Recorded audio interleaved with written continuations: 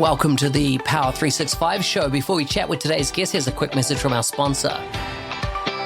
Today's show is brought to you by me. If you've been interested in my podcast for a while, you'll know how passionate I am about helping people grow their Microsoft Business Application career. If you're interested in getting career coaching, please let me know by going to nz365guy.com/coaching. I'd love to have a chat. Full show notes for this episode can be found at podcast.nz365guy.com. And with that, let's get on with the show.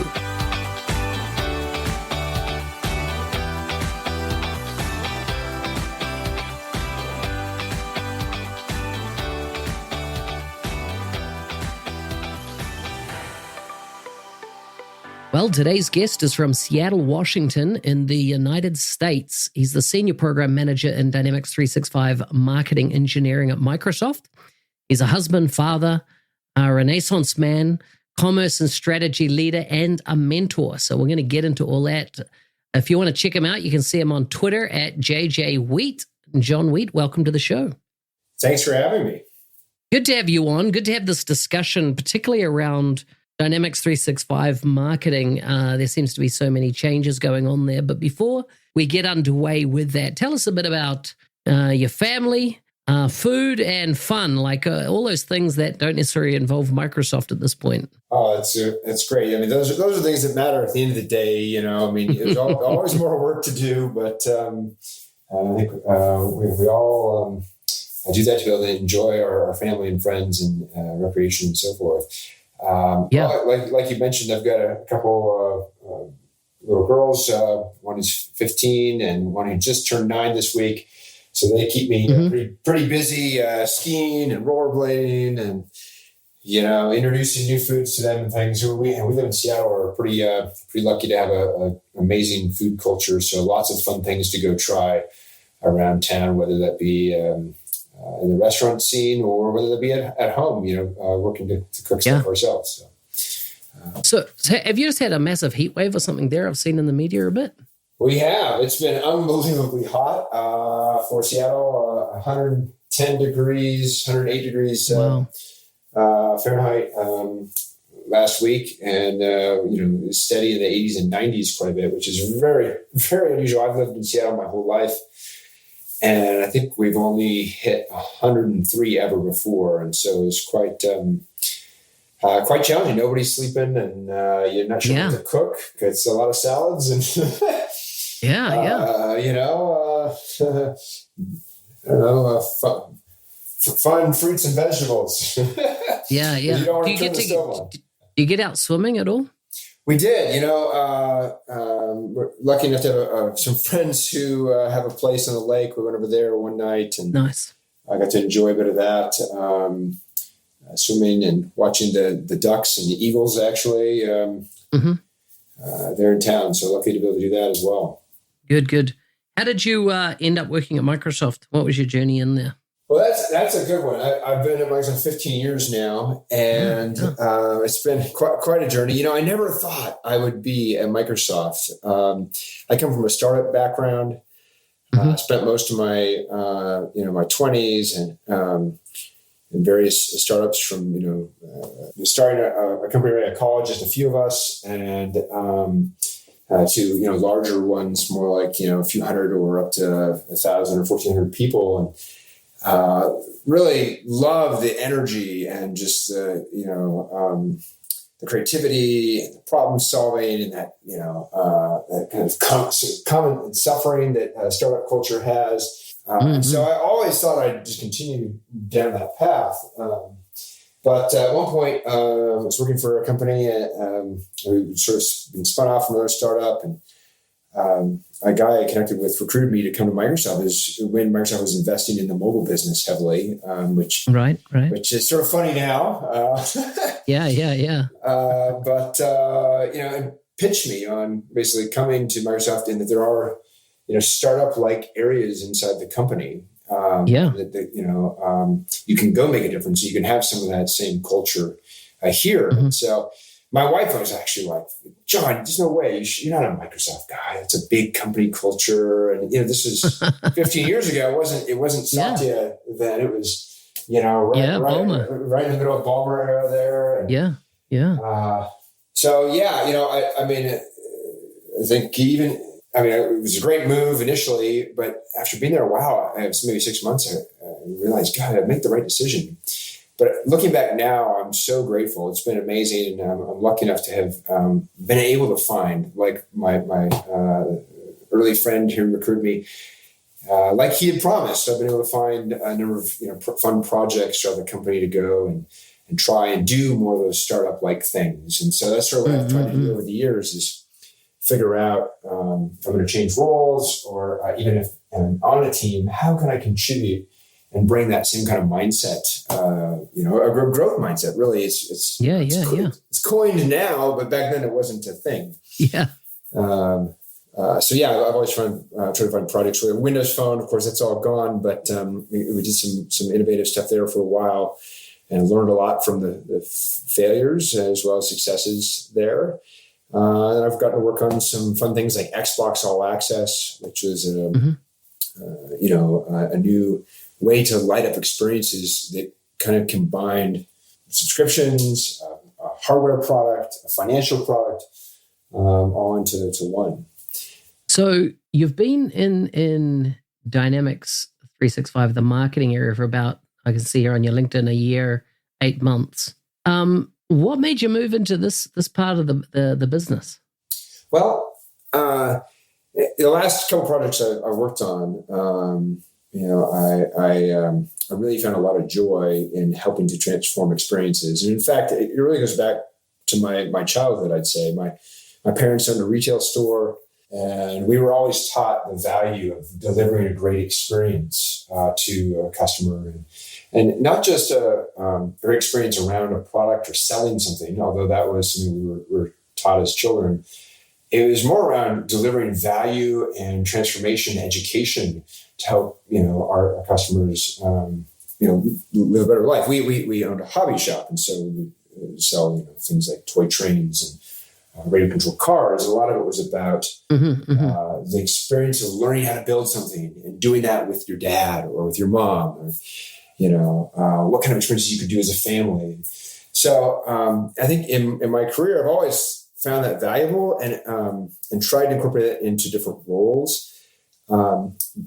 But we've never had the same kind of technologies what's been showing up in the last few years. And so when I was working on Xbox All Access and Surface All Access, and looking at what's happening in the broader enterprise space with digital transformation, I really wanted to find a role where I could lean in with our commercial customers and help them to be able to achieve some of the things we were being able to do in our own business, our own consumer business here at Microsoft. So with marketing, it's had an interesting and a peppered journey, over the years, which I'm sure you're aware of. What's different now? Because I seem, in my looking on at the product now and the people behind it, it seems to be growing up very quickly. Yeah, no, that's a great question, and I've gotten that in the last year and a half a lot. Like, hey, is this a real thing now? Because I never thought of Microsoft as a marketing company, marketing technology company, or sure, I think of Microsoft as having marketing for Xbox or Windows, but not as delivering capabilities yourselves. And then, for those of you who've been around a while, there was a few, maybe a false start or two investing in some capabilities before. Well, it's a completely different thing this time. Yeah. And that's one of the reasons why I was so excited to be able to join the team. Like you said, about a year and a half ago. And, the level of investment and the level of thought and, commitment has been pretty amazing. And I've been on some startup projects before where it's like, maybe there's a dozen people inside the company all trying to push a rock uphill. And, that will only get you so far. Those are the kinds of things that, when the new budget comes, you get cut, or if you don't have, the right exec approval, can get shifted quickly.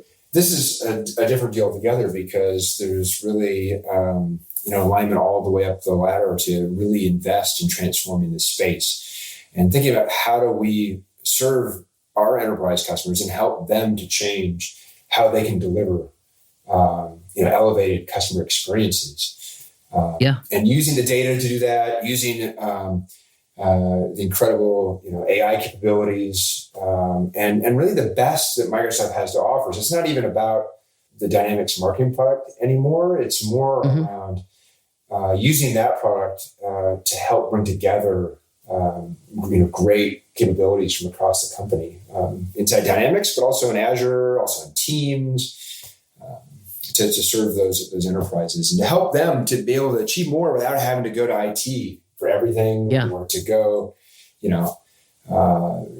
hire an army of engineers. So what do you say? Like, marketing software is interesting in that it's quite different than, really anything in the MarTech landscape you often see designed really for people that the people using the technology often don't have a very strong technology background, right? That's changing, but traditionally they just want to use a tool that works, does what it says, and where if you look at the traditional Microsoft partner and those involved in technology, they'd go and do a big implementation project, blah, blah, blah. But this is more, finished software. It's good to go. And how are you seeing that transition? Because, the engineering of even Dynamics 365 marketing, of which I was quite a critic in its early days, seemed to be designed by a bunch of engineers that were totally devoid of the reality of who marketers were and the marketing landscape. Now, as I say, that's changed massively in the last 3 years.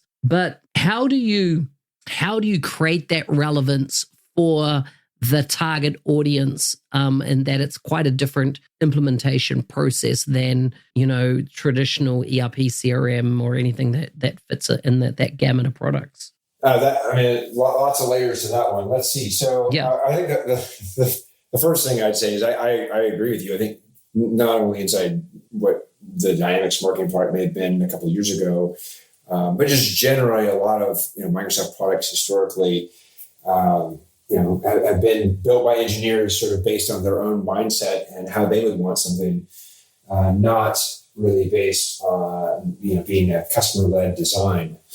And so to me, a lot of that starts with leadership and with hiring and what kinds of people are you bringing in, and are you bringing people that are going to really learn and get in the heads of the customer problems and how they work. In this case, that the enterprises or the marketers at those enterprises, and try to understand and be able to not just develop what they're asking for, because sometimes that's not the right thing, but to hopefully develop something that is better than what they're asking for, and easier to use than what they're asking for. And so I'd say one of the things that brought me to this team was a refreshingly different mindset and culture that prioritizes that. And that is absolutely how we think about product design. Our PM community is talking about that on a regular basis. The engineering community, I think, has a really customer-focused mindset. And we spend a absolute ton of time with customers. Listening.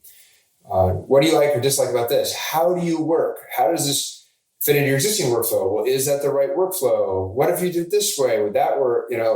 And really trying to understand, and also think through things that they may not be aware of around where the landscape is going. And so trying to bring those together in a thoughtful way so that we can help, even those low digital maturity customers, they don't necessarily have an army of expert marketers like we might have, or another big brand like Amazon or Uber or Warby Parker, some of these disruptors. Those guys have huge teams of high dollar talent.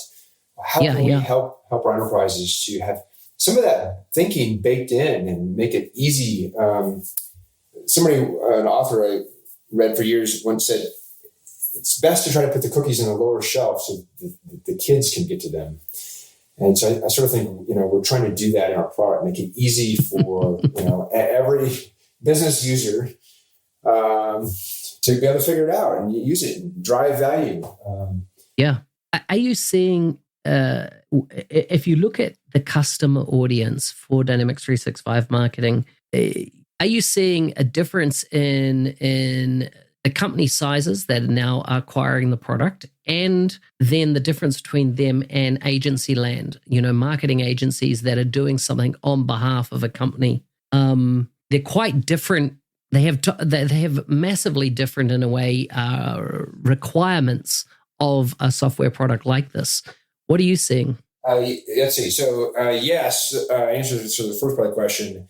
The customer segment has definitely changed, and over the last year and a half, 2 years. I think when the capabilities were first introduced, a lot of our customers were SMB, SMC organizations, and certainly we still have lots of those, and that space is continuing to grow. But we've really seen a lot of adoption now, sort of coming up market into enterprises and even some very large enterprises. Some bigger brands, folks, like from Campari to Hewlett Packard to mid-sized brands, maybe like Leatherman or others that are interested in exploring, what the future of marketing could look like and how they empower their teams to be more successful. And let's see, what was the second part of the question? So yeah, that shift in your customer base, which I think you've answered. But then the second part was, what about the agencies out there that are either having their customers say we want to use this tool, or they're actually going, you know what, this tool fits the agency, or it's one of the tools as an agency we can use. Yeah. So on that one, there's several types of agencies, as you're probably well aware. And I say the most interest we've been seeing in the agency space is in the really full service, like digital agencies, the ones who are focused on transforming customer experiences and are helping organizations of all sizes, some of which are very large, to think through what are the moments that matter from marketing through commerce and sales all the way to service, and how can they help their organizational clients take advantage of a lot of the new real-time journey orchestration capabilities that we've been introducing into the product. So those agencies have been super passionate about the space and trying to learn about what we're doing and investing, and getting out and talking to their customers about what we're trying to do here. I'd say on the more traditional advertising or marketing agencies, right now I see less pickup there because a lot of those folks, they're doing a lot of work on behalf of customers, and have those bigger armies of people that can do that sort of thing. And I'd say most of our customers, they don't tend to be. They may leverage an agency for certain pieces of content, and they might leverage an agency for developing their template set or their brand guidance, or those kinds of things. But we're not seeing a heavy usage of agencies that come into the tool and running the operations, because a lot of our customers really want to do that in-house. Yeah, that makes sense. And more companies, I feel, are dedicating resource to the marketing part of their business these days. And as we moved into this massive digital landscape, which, COVID must have had an impact in this area, in that a lot of traditional methods of marketing are not necessarily working anymore, like, physical advertising. What are you seeing in the marketing space? What are you seeing that excites you, or the changes that you're seeing, and how is this changing how you're thinking about the software? Well, what really excites me is that I feel like we're in a new era where we can start to deliver more value to the end customer, our organizational customers than ever before, in a much more personalized way. I think about my life personally, my wife and kids, we live busy lives. Like when we interact with brands, whether that be a consumer brand or a healthcare organization or a service provider, we really don't have time to put up with people who aren't delivering value for us. Life's too short. We want to be able to get back to what we care about most. And so what I'm most excited about is that we're in this unique place right now and in the coming couple of years here where I feel like we're able to use the data and the technology, new ways than we've ever been able to do before, to be able to deliver those kinds of experiences on scale. I mean, it was really nice that my dad and in our little retail store were able to do that one-off because that's what our DNA was, and we could do that with a few customers in the neighborhood of our store in Seattle here. But to be able to do that, at scale and really create great experiences, meaningful experiences, elevated experiences for people. It's never really been able to be possible before. Now, still a lot of bits and pieces that need to come together as you sort through the data. Data matters more. How do you take advantage of that data and go actually land impact? But I'm excited that we're at a time now where between what we're doing, there's many other companies that are investing as well in different pieces of the ecosystem. That hopefully in the coming years, we all will be able to have a lot better experiences in our lives and spend more time doing what we care about most. Yeah. So you mentioned data there. Where is that part of or is that the reason we're seeing this massive transformation, that data is now available at every touch point and that's feeding the engagement? I think of RealTime Marketing now is it out of preview? Is it still in preview? And how, using triggers to feed into the customer journey and engagement, where marketing is now really becoming the marketing message is down to the individual rather than in some ways the groups or the categories. That's right. No, it really is becoming an audience of one. And or if not that, micro segments.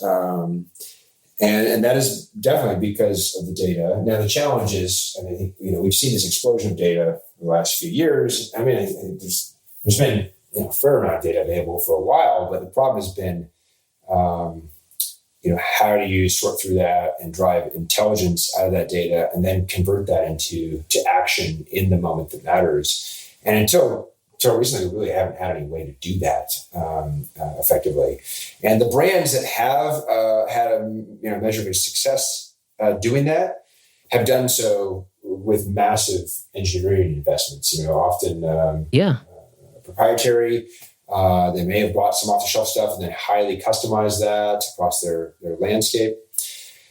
And of course, most organizations, even large, very large organizations, cannot afford to spend what the DTC disruptors are spending on CX and engineering investment.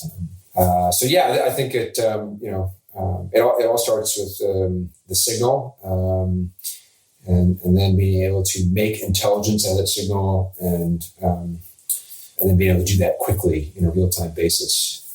And that answers your question around the preview. Yeah, so for those who don't know, we've been in a public preview for these new real-time customer journey orchestration capabilities that are now becoming part of the Dynamics 365 marketing product to complement, the multi-channel outbound capabilities that have been there building the last few years. And the new real-time capabilities are still in preview. We are working really hard to get those out to general availability. And that should happen pretty soon, possibly very, very near or shortly after you all are listening to this broadcast, certainly over the next number of weeks or month and a half or two here. Yeah. Well, this podcast probably won't go out till then. So check if you're listening, take a look and see if that has been released. Tell me, what are you seeing in the partner side of things, the partner landscape, your traditional implementation partner, are you seeing them evolve when it comes to marketing? Because marketing has even as I say this, has so much soft skills, but then I feel like marketing is becoming highly digital, as in data driven. So therefore requiring quite, advanced tech AI type skills and the ability to understand mass amount of data. What are you seeing on the customer side, on the partner side, when it comes to, providing implementation services? Are they moving away from your traditional technology type partner to somebody that has, deep marketing skills? Yeah, so it's sort of a mix. I mean, I think in the last year, half or so, we spent a lot of time with the traditional SI community, and a lot of folks who came from a CRM background, but also a number of new entrants, that are passionate about the marketing space. And to your point, there's definitely a mix of skills needed.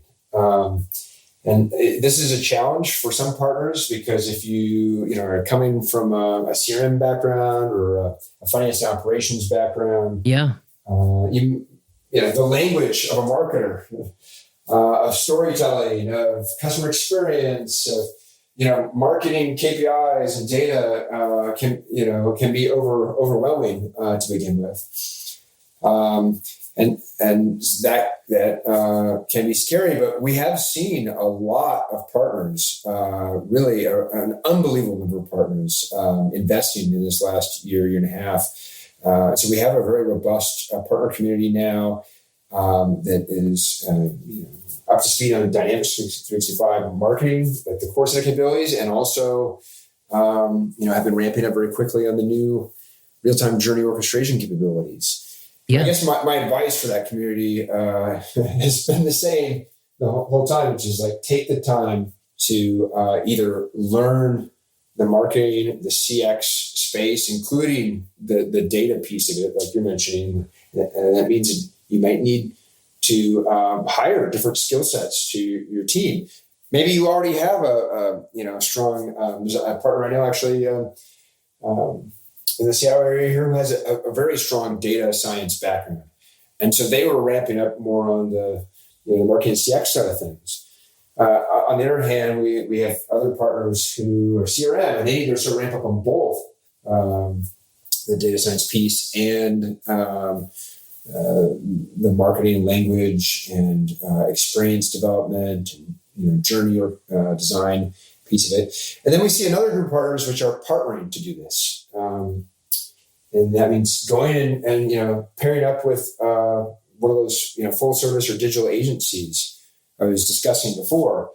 And this is we found to be pretty effective. I know several different partners that have done this, where they've worked together and they've gone in and won very large brands because they can use the expertise from that even a relatively small full service agency, digital agency, to get the language and the pitch and to understand the right prioritization of where to start, and then being able to leverage the implementation skills and core dynamics expertise from the SI partner. Yeah, totally makes sense that this pivot is happening. What about customer insights and dynamics marketing? How are you seeing those two come together, and what is the opportunities that it presents? Yeah, bringing CI, customer insights and marketing together more and more, that has, I think, been a key area that we've been investing in foundationally in the product, because it's so important to our customers. And it all starts with breaking down those data silos and then being able to convert that, the data silos and that single 360 view of the customer into some sort of intelligence, using AI and customer insights to be able to identify, high lifetime value potential customers or high risk for churn. Using the signal, but it can't stop there.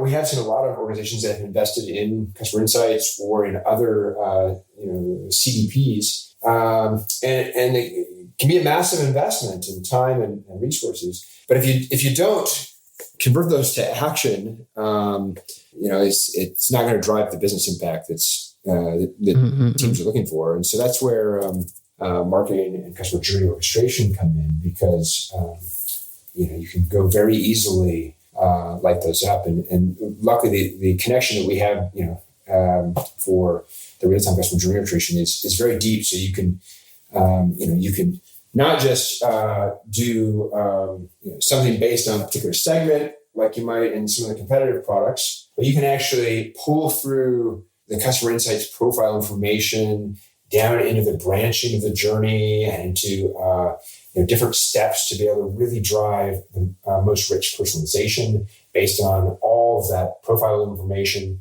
And then, over time, that will become a learning flywheel, so that the journey becomes more and more impactful to those specific customers. So good. Well, as in our time is drawing to an end, I always like to wrap up with a few quick fire questions, which are just about life in general. Great. Are you ready? Oh boy, First I don't know. Okay. What's something you did as a child that your parents still retell the story? Oh boy. Geez, that is a good question.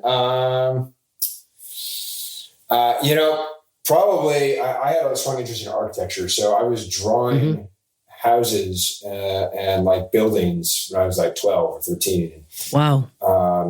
Just as a passion, like full size houses and stuff. And luckily I've been able to do that a couple times as an adult, doing a remodel our house and also building, designing a cabinet as well. And so I think my mom would probably tell you about that when I was a kid. Nice. What's one thing you like that creeps other people out? Creeps other people out? Man, you got tough questions. Boy, I don't know. I don't think I do anything that's creepy. No, but like some people like snakes, and for me that would just be like I'm not going near a snake as a pet or something like that. So. No, I'm with you on the snakes. No snakes for me. No tarantulas. Nothing like that. Creeps people out. Boy, I don't know. I read a lot of books, less lately, just with how busy work's been and some other things. But I'm looking back then, I'd say sometimes my level of reading and book recommendations probably get to be annoying or creepy to some people. Okay. Last question. If you could solve one world problem without obviously being COVID, what would it be? I would probably say education. I think, I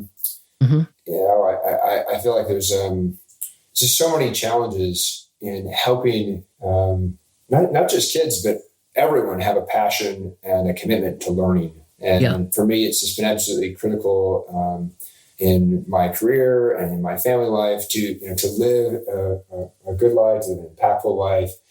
I think it's important to always be learning and challenging ourselves to learn from others. And I think I would try to help as many people as possible keep learning. I like it. What's I know I said it was the last question, but what's your top recommended book at the moment? I would say, one that I recommend a ton that I get a lot of feedback on, people love, is a book called Never Split the Difference: How to Negotiate as If Your Life Depends on It. Have you read it?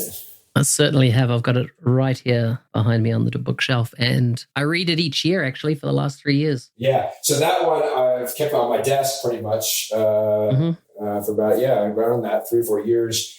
I used to do a lot of business development with let's say a certain type of enterprise customer that was fairly bureaucratic, and and so it came in very handy. I just love the framework and the thinking in there, like the real life practical application tips. Yeah. And then better than all that, of course, is the amazing stories. I mean, opening up every chapter with a real life hostage negotiation. And I probably recommend that book to 50 people, and I have several people who literally use it as a manual for negotiating deals all over the world. So true. Great book. Well, thanks for coming on the show. We'll make sure we tag you in this and let you know when it goes live in the coming weeks. Well, thank you so much for having me. It's been super fun, and I look forward to connecting again in the future.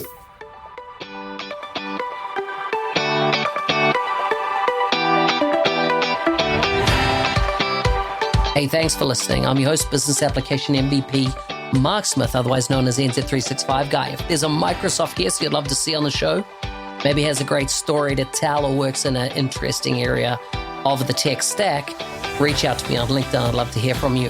Please like and subscribe in your favorite podcast player. If you would like to leave a review, go to nz365guy.com/review, where you can do that. I appreciate it. See you next time.